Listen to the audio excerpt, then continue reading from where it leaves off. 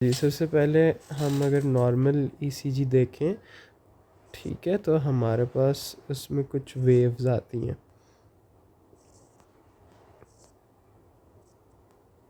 ठीक है। P wave होती है, क्यू आर एस कम्प्लेक्स होता है, और टी वेव होती है, ठीक है। एस टी एलिवेशन को समझने के लिए हमने पहले ये देखना होता है कि एस टी सेगमेंट कौन सा वाला है, ठीक है। तो ये जहाँ पर क्यू आर एस कम्प्लेक्स ख़त्म होता है up to the start of the T wave, इसको कहते हैं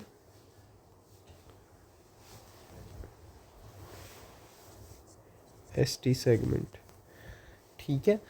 तो नॉर्मली जो है ना, ये एक बेस लाइन होती है हमारे पास। ये देखो, सारी ईसीजी यूजुअली इस बेस लाइन पे होती है, ठीक है। अगर किसी वजह से ये एस टी सेगमेंट यहाँ से ऊपर चला जाएगा तो हम इसे कहेंगे this is S T segment elevation, ठीक है। अब वो किस तरह का दिखता है, वो मेरे पास यहाँ पर ये एक ईसीजी पड़ी हुई है, ठीक है। इसमें अब देखो ये बेस लाइन है, ठीक है। और अगर हम यहाँ पर देखें तो ये पी वेव है, ये क्यू आर एस कम्प्लेक्स है, ठीक है। ये यहाँ पर क्यू आर एस का ये एस और यहाँ पर टी वेव, वो सारा का सारा सेगमेंट जो है वो ऊपर की तरफ गया हुआ है, ठीक है। ये हुई है एस टी सेगमेंट एलिवेशन। और भी तरह की होती है, मगर आपको यही याद रखना है कि ये वापस बेस लाइन पे आके आगे टी वेव बनाने के बजाय ये सारा का सारा सेगमेंट ऊपर चला गया। This is called S T elevation. अच्छा, तो आगे भी देख लेते हैं। ये एक और ईसीजी है, ये नॉर्मल है, पी क्यू आर एस, ठीक है। ये टी वेव, ये एस टी सेगमेंट नॉर्मल। इधर देखो, वो सारा का सारा एस टी सेगमेंट एलिवेट हो गया, ठीक है। This is a marker of M I, मतलब मायोकार्डल इन्फाक्शन। एक नॉन स्टेमी भी होता है, मगर अभी हम उसको नहीं देखते, ठीक है।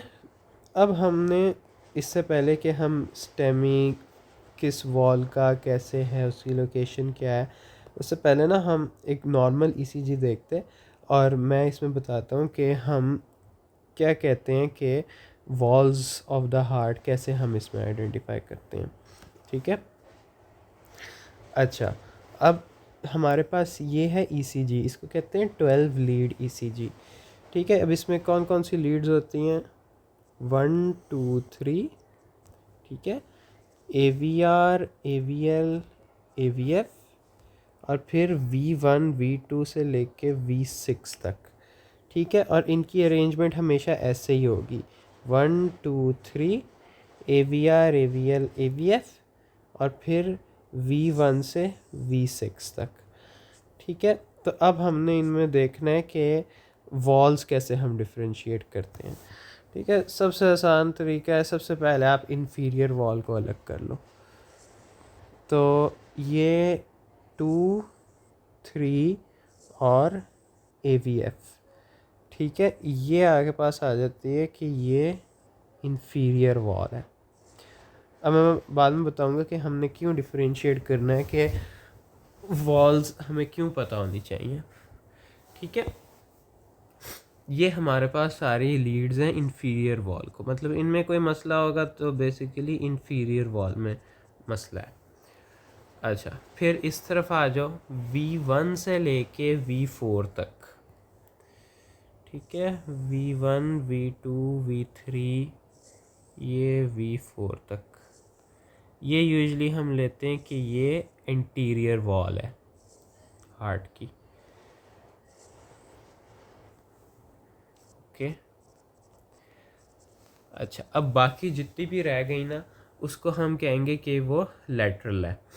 अब बाकी क्या रह गई, अब आपने यहाँ से ए वी आर को जो है ना अभी के लिए निकाल देना है, ए वी आर यूज़ नहीं होगी, ठीक है। बाकी लीड 1, ए वी एल, ठीक है, V5 और V6, ठीक है। ये 4 लीड्स जो है ना, ये आपकी शो कर रही हैं लेटरल वॉल को,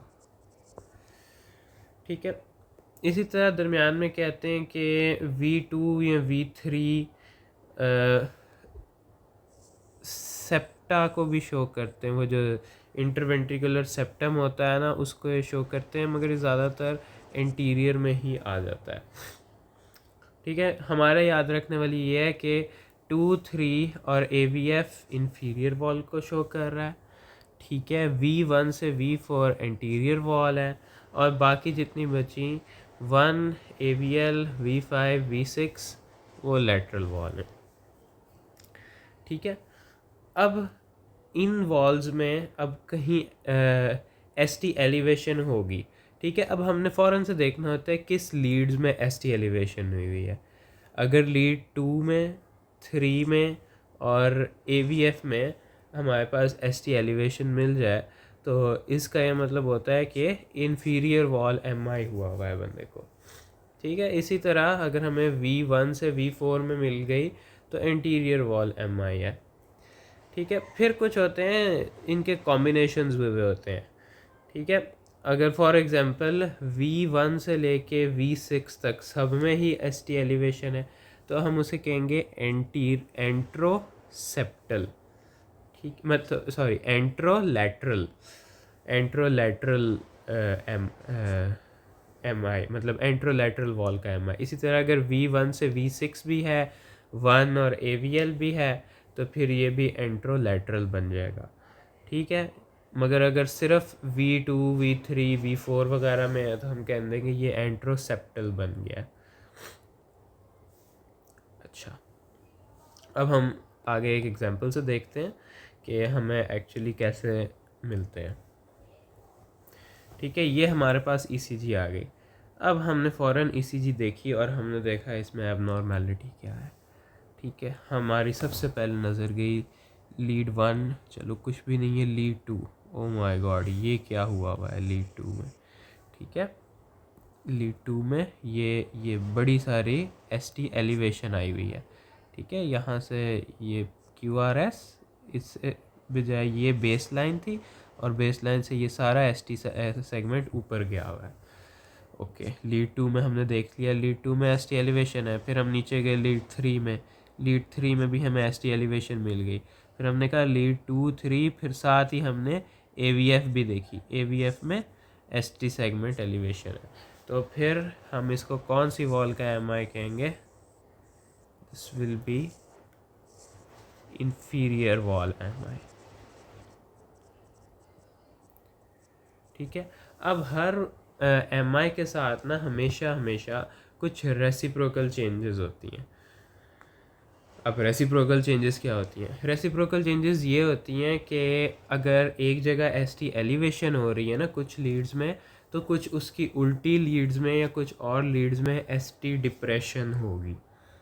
ठीक है, अब हमारे पास जो है वो इन्फीरियर वॉल MI में अब हमारे पास रेसिप्रोकल चेंजेस आती हैं, मतलब लैटरल लीड्स में ज़्यादातर आती हैं। ठीक है, अभी हम इधर देख लेते, हम लीड 1 देखेंगे और AVL देखेंगे। ठीक है, ये लीड 1 में देखो ये बेस लाइन जा रही है। ठीक है, और बेस लाइन से थोड़ा नीचे आया हुआ है ST सेगमेंट। ठीक है, ये सारी बेस लाइन जा रही है, ST सेगमेंट नीचे आया हुआ है।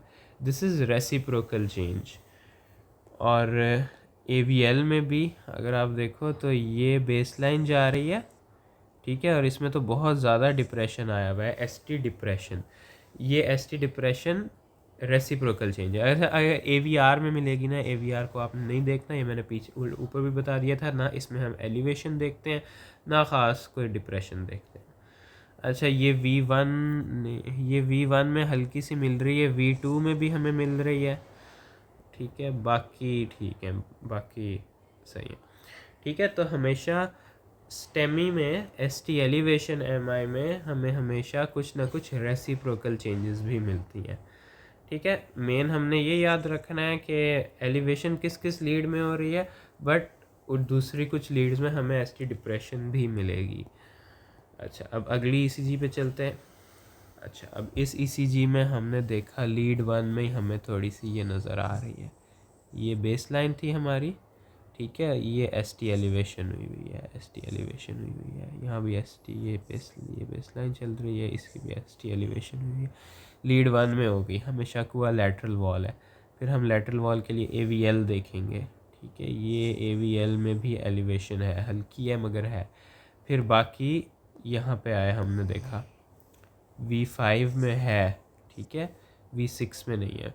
फिर हम ये V1 से शुरू किया, V1 में भी एलिवेशन है, V2 में भी बहुत बड़ी एलिवेशन है, V3 में भी एलिवेशन है, V4 में भी एलिवेशन है। इसका पता है क्या मतलब है कि ये सारी इंटीरियर लीड्स भी इन्वॉल्व हो गई हैं, ठीक है, और ये 1 AVL और V5 भी इन्वॉल्व हो गई है।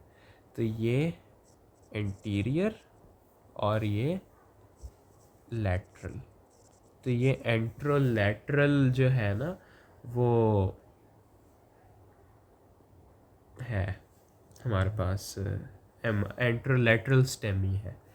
इसमें अब रेसिप्रोकल जब इतना ज़्यादा हार्ट इन्वॉल्व हुआ हुआ है तो रेसिप्रोकल चेंजेस इधर हल्की सी हैं मगर वो बहुत ज़्यादा अप्रिशिएट नहीं हो रही। ये लीड 3 में हल्की सी डिप्रेशन आई हुई है, ठीक है, ये इधर करके ये रेसिप्रोकल चेंजेस आई हुई हैं, ठीक है। ये एंट्रोलैटरल स्टेमी हो गया। अच्छा, अब ये एक आखिरी ECG और देख लेते हैं। इसमें भी ठीक है, इसमें अब इधर देखो, ये लीड 1 में भी ST एलिवेशन है, ठीक है, ये लीड 1 में ST एलिवेशन, लीड 2 ठीक है, 3 फिर A1 में है तो AVL में देख लिया हमने, ठीक है, और ये V5 में भी है, ठीक है, और V6 में हल्की सी है, बहुत ज़्यादा नहीं है। तो ये देखो, ये कौन सी वाली लीड्स हो गई, 1 AVL और V5। तो ये हमारे पास लैटरल वॉल का MI हो गया, ठीक है। अब इसमें रेसिप्रोकल चेंजेस हम देख लेते हैं। अच्छा जी, रेसिप्रोकल हमने ये लीड 3 में रेसिप्रोकल ये नीचे आया हुआ है ST सेगमेंट, और कहाँ रेसिप्रोकल चेंज 2 में ज़्यादा नहीं है, ये AVF में ये रेसिप्रोकल नीचे आया हुआ है ST सेगमेंट, ठीक है। तो ये लैटरल वॉल स्टेमी हो गया।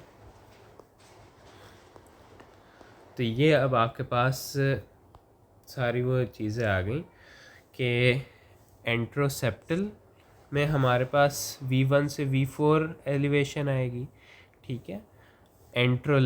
अब एंटीरियर में V1 से V4 तो है, फिर साथ 1 और AVL भी आ जाएगी, ठीक है। इन्फीरियर में हमने देख लिया था 2, 3 और AVF थे, ठीक है, और लैटरल भी हमने देख लिया था कि 1 AVL V5 V6 ये चीज़ें थी। ये पोस्टीरियर, अच्छा, साथ ही रेसिप्रोकल चेंजेस भी बताया हुआ है कि अगर कुछ लीड्स में ST एलिवेशन हो रही है तो फिर कुछ दूसरी लीड्स हैं उनमें डिप्रेशन हमारे पास आ जाता है, ये एक क्राइटेरिया होता है, ठीक है। अब हमारे पास सिर्फ ये रह गया है कि पोस्टीरियर वॉल का क्या करते हैं हम। भाई पोस्टीरियर वॉल ये है कि हमारे पास डायरेक्टली लीड्स होती नहीं हैं जो पोस्टीरियर वॉल को देख सकें, ठीक है। V1 से V6 तक लीड्स होती हैं मगर हम कुछ एक्स्ट्रा लीड्स लगा सकते हैं, वो ना बैक ऑफ द चेस्ट पे लगती हैं, उन्हें हम कहते हैं V7 to V9 लीड्स, ठीक है। उन लीड्स में अगर ST एलिवेशन होगी ना तो फिर हम कहेंगे कि ये पोस्टीरियर वॉल का MI है। बड़ा रेयर होता है कि हम ये लीड्स लगा के देखें, ठीक है। उनमें एलिवेशन आती है तो फिर जो आगे वाली लीड्स होती हैं ना V1 से V3, उनमें रेसिप्रोकली डिप्रेशन आ जाती है। अब हम चूँकि ये वाली लीड्स लगाते नहीं हैं तो हमें सिर्फ दिखती ही ये वाली डिप्रेशन है, जिससे हमें पता चलता है कि हमारे पास पोस्टीरियर वॉल का MI हुआ है, ठीक है। ये हमारे पास था। अब इन्फीरो पोस्टीरियर में आपने इन्फीरियर और पोस्टीरियर वाले को मिला देना है तो फिर वैसे हो जाएगा। तो अच्छा, ये जो है बताया हुआ है कि कौन से MI में कौन सी वेसल ब्लॉक होती है। Left interior descending, distal left interior descending, left circumflex, right circumflex, right coronary artery, left circumflex, ठीक है। ये है, ये कोई इतना ज़रूरी नहीं है, मतलब ये उस लिहाज से ज़रूरी है अगर PCI वगैरह करना हो, एंजियोग्राफी, ठीक है। बाकी मेन कंसेप्ट जो था वो यही